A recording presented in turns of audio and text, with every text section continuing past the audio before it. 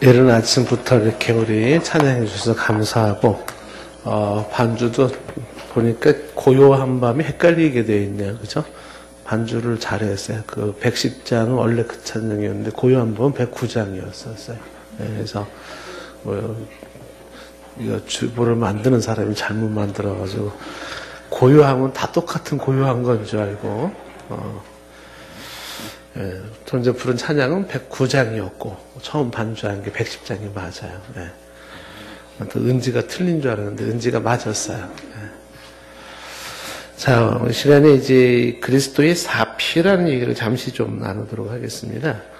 그러니까 사피는 피로 시작하는 4개의 단어를 얘기를 하고 있는데,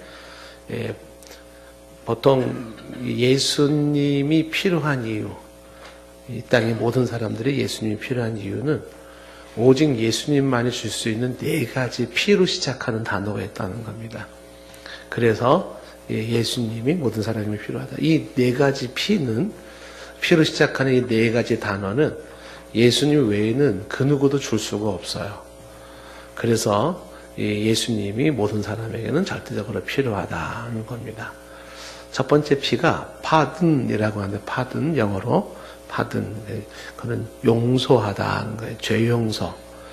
첫 번째는 오직 예수님만이 주실 수 있는 게 뭐냐면 죄 용서예요. 죄 용서. 이거는 예수님 외에는 그 누구도 줄 수가 없습니다. 성경에서는 계속해서 강조하는 게 뭐냐면 예수님이 죄 용서의 권한을 가지고 있다는 것을 강조합니다. 그 누구에게도, 그 무엇에게도 존재하지 않는 죄사함, 죄 용서가 그리스도에게 부여된 유일한 권한입니다. 그래서 모든 사람들은 다 예수님이 필요합니다. 예를 들면 중풍병자를 치료하실 때 마가복음 2장 10절 말씀에 보시면, 마가복음 2장 10절에 그러나 인자가 땅에서 죄를 사하는 권세가 있는 줄을 너희로 알게 하려 하노라, 이렇게 말을 합니다. 그러니까 중풍병을 치료하는 것보다 더 중요한 게 뭐냐면 예수님에게는 죄를 사하는 권세가 있다는 것을 너희가 알아야 된다, 이렇게 얘기를 하고 있습니다. 마가복음 2장 10절 말씀에. 그래서 성경은 예수님은 죄를 사하는 권세가 있다, 이런 얘기를 얘기하고 있습니다. 요한일서 1장 7절에서도 말하기를, 요한일서 1장 7절부터 9절까지 말씀인데 이런 말씀이 있죠. 그가 빛 가운데 계신 것 같이 우리도 빛 가운데 행하면 우리가 서로 사귐이 있고 그 아들 예수의 피가 우리를 모든 죄에서 깨끗하게 하실 것이요. 그러니까 그 아들 예수의 피가 우리를 모든 죄에서 깨끗하게 한다.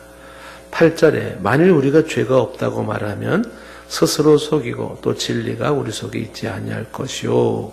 9절 만일 우리가 우리의 죄를 자백하면 그는 미쁘시고 의로우사 우리 죄를 사하시며 우리를 모든 불의에서 깨끗하게 하실 것이요, 말씀하고 있습니다. 그래서 그 아들 예수의 피가 죄를 사한다, 이게 이제 성경에서 강조하는 겁니다. 그래서 실제로 죄사함을 받았던 사람들이 성경과 역사에 수두룩하게 많은 증인들이 있습니다. 대표적인 사람이 이제 바울이 볼 수가 있고, 바울 이후에도 성경에 많은 인물이 있었지만 성경 밖에서도 어거스틴이 죄사함을 받은 그 대표적인 케이스고, 또한 마틴 루터가 종교개혁을 일으킬 때도 그는 그리스도를 통한 죄사함이 무엇인지를 알고 또 죄사함을 받은 사람이고, 요한 웨슬레도 죄사함을 받은 사람이에요. 존 뉴턴도 마찬가지고요.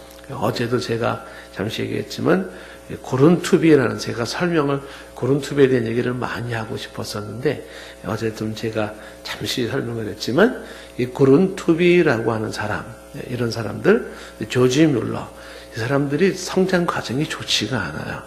아주 안 좋습니다. 그럼에도 불구하고 이 사람들이 죄사함을 경험을 해요.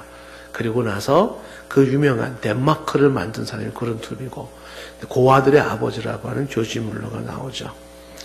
이 외에도 파스칼이라든지 퀴에르 케고라든지 사람들부터 한국 사람들 중에서도 뭐 많은 사람들이 그 죄사함을 경험했던 것은 수도 없습니다. 그래서 예수님만이 주실 수 있는 첫 번째는 바로 파든이라고 하는 바로 죄사함, 용서라는 것입니다. 두 번째 P는 뭐냐면 피스라고 해서 평화예요. 예수님만이 주실 수 있는 두 번째가 뭐냐면 평화입니다. 세상이 주는 것 같지 아니한 예수님만이 주시는 평화가 있습니다. 그 평화, 내 마음속에 샘솟는 잔잔한 평화인 것입니다. 어느 부인이 한 고백을 제가 읽은 적이 있는데 이분이 이렇게 글을 썼어요. 주님, 저는 지금 견딜 수 없는 상처 가운데 있습니다. 소리 지르고 싶고 뛰쳐나가 버리고 싶습니다. 누군가를 실컷 두들겨주고 싶습니다. 이래서는 안 되는 줄 알지만 솔직히 현재 제 마음이 그렇습니다. 내 자신이 한없이 쓸모없는 사람처럼 느껴지고 모든 게 허무하고 자꾸 화가 납니다. 이 모습 이대로 주님 앞에 엎드려 이렇게 힘들어합니다. 주님 도와주세요. 라고 기도를 드린 지 얼마 되지 않아서 마음속에 찾아오는 평화를 경험할 수 있었다는 거예요. 오직 기도를 통하여서 그리스도께 나아갔더니 하나님이 내 마음속에 분노를 사겨주시고 마음을 잔잔케 하시는 평화를 경험하기 시작했다는 거예요. 짤막하고 간단한 이야기 같지만 많은 사람들이 그리스도를 통하여 평화를 경험을 합니다. 주님만이 주시는 평화가 있어요. 삶의 환경과 상황이 어떠냐의 문제를 떠나서 주님이 내 마음속에 영혼 속에 주시는 기쁨과 평화가 있죠. 그게 오직 예수님이 주시는 겁니다. 그래서 이 예수님이 주시는 평화로 말미암아 우울증 환자도 치료를 받기도 하고 자신감이 없는 사람도 가슴이 답답한 사람도 매사에 의욕이 없던 사람도 약이나 혹은 술이나 병원에서 해결되지 않는 것이 오직 예수님이 내 마음속에 물밀듯이 들어오는 샘솟는 평화로서 그 마음을 고치고 치료하신 사람들은 주변에 너무 많이 있습니다. 예수님만이 주실 수 있는 게 평화예요. 오직 그리스도만이 주실 수 있는 평화가 내 마음속에 샘솟기를 원합니다. 이제 이런 기도가 할 필요가 있습니다. 요한복음 14장 27절 말씀에 예수님이 분명하게 말씀하셨죠. 14장 27절에 평안을 너희에게 끼치노니 곧 나의 평안을 너희에게 주노라. 내가 너희에게 주는 것은 세상이 주는 것과 같지 아니하니라. 많은 마음에 근심하지도 말고 두려워하지도 말라.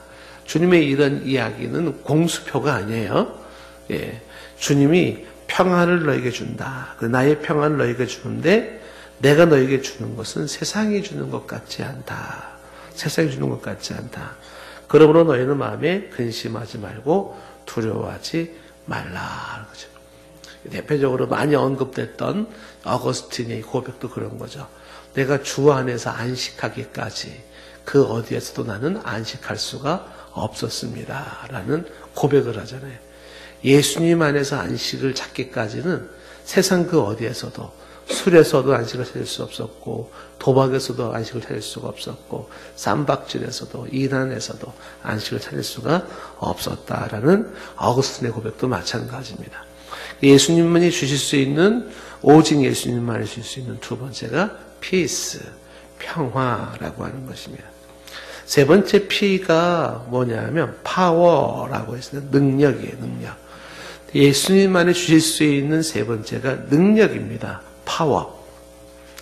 그 능력은 말 그대로 성령이 내게 주시는 능력인데 그것은 때로는 고난을 이길 수 있는 능력이고 핍박을 이길 수 있는 능력이고 주어진 사명을 감당할 수 있는 능력이에요. 인간의 힘으로 어찌할 수 없는 한계 상황이 있을 때 그때의 그 모든 것들을 이길 수 있는 그 힘이 능력이 그리스도로부터 옵니다. 그래서 그리스도가 주시는 힘이 있어요. 그 힘은 세상에 감당할 수 없는 그 힘이 내게 주어집니다. 사도 바울이 이야기했던 빌립보서 4장 12절 이하의 빌립보서 4장 12절 이하에 사도 바울이 말을 했죠. 나는 비천에 처할 줄도 알고 풍부에 처할 줄도 알아. 모든 일에 배부름과 배고픔과 풍부와 궁핍에도 일체의 비결을 배워노라. 이렇게 말합니다. 그러면서 나온 13절 말씀이 내게 능력 주시는 자 이렇게 되어 있어요. 능력을 주시는 자. 그분 안에서 나는 모든 것을 할 수 있다라고 얘기를 하는 거죠. 내게 능력 주시는 자가 있습니다. 이게 바로 오직 그리스도가 주시는 능력이 있다는 것입니다.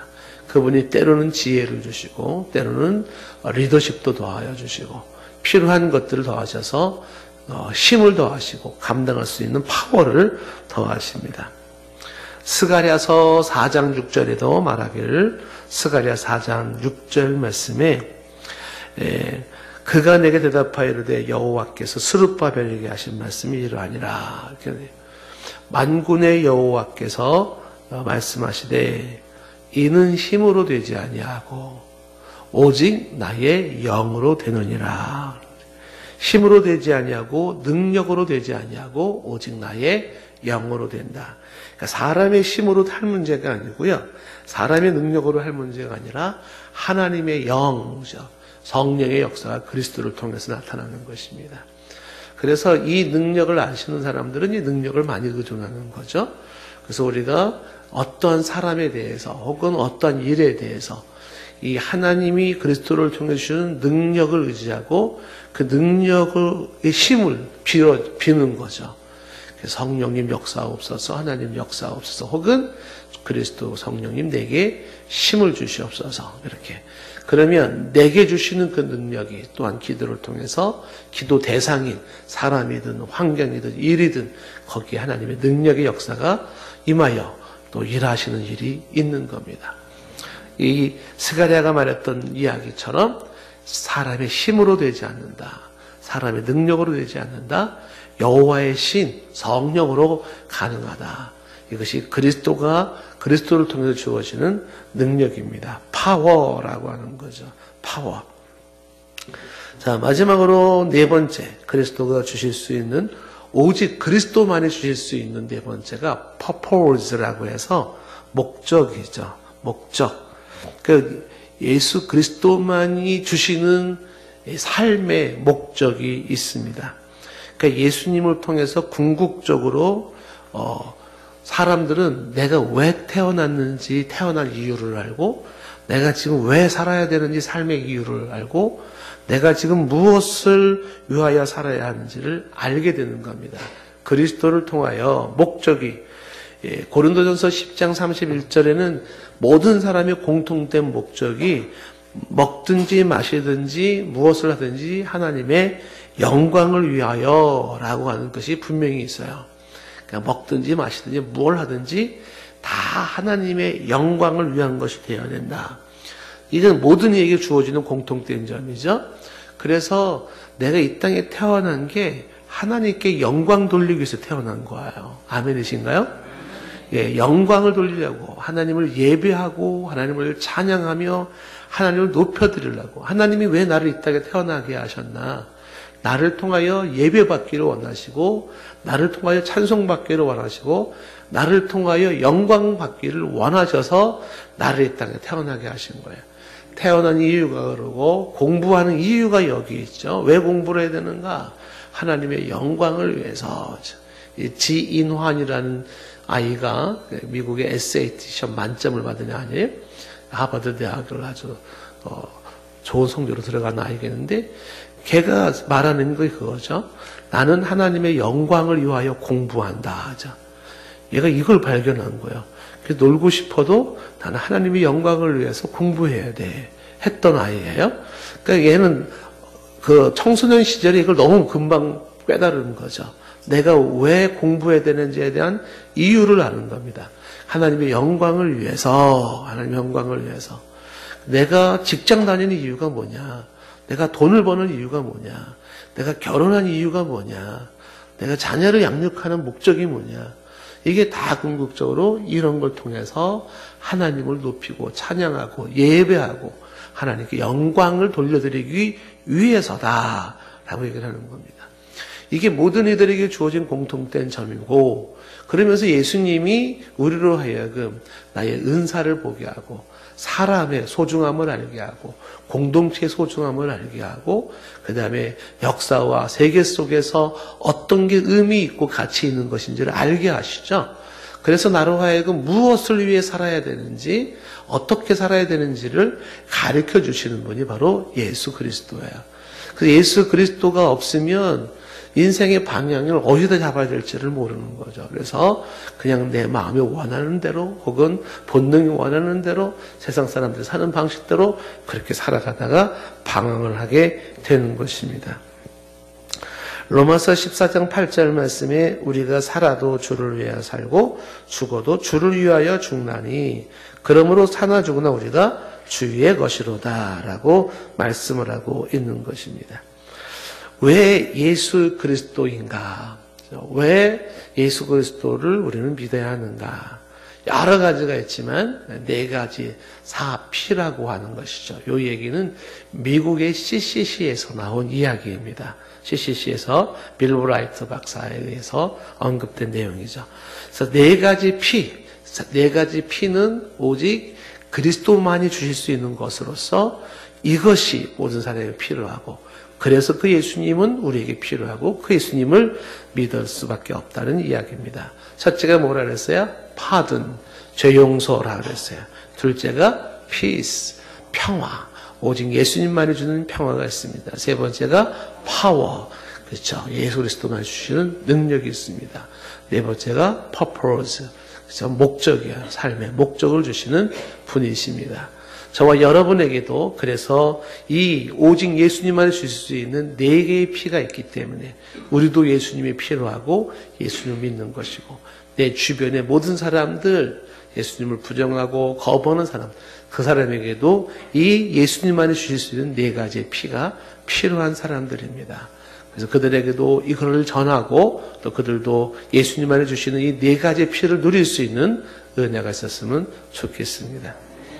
기도하겠습니다.